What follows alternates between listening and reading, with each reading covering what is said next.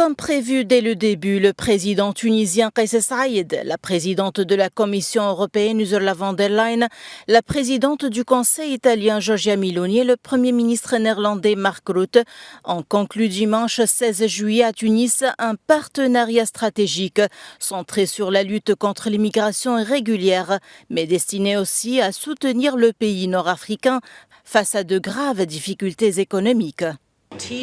Nous avons plus que jamais besoin d'une coopération plus effective pour frapper les réseaux criminels et les passeurs qui exploitent la misère humaine. Nous devons également approfondir notre partenariat et œuvrer pour faciliter l'immigration légale.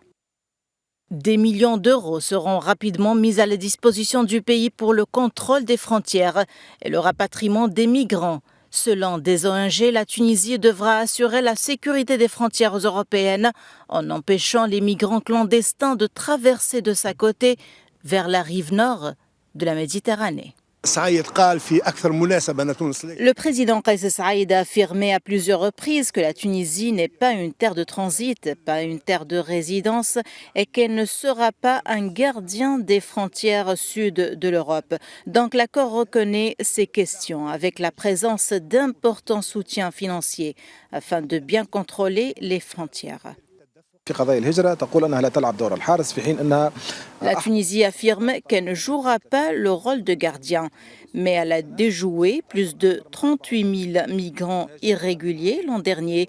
Et durant cette année, et en seulement 6 mois, elle a déjoué plus de 34 000 tentatives de passage de migrants en provenance d'Afrique du Sud.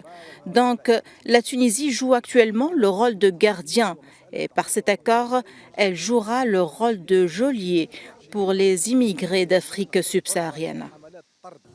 Soulignons enfin que la présidente du Conseil d'Italie, Giorgia Meloni, a annoncé que le congrès sur l'immigration de Rome se tiendra le dimanche 23 juillet 2023. Kais Saïed y sera un invité de marque.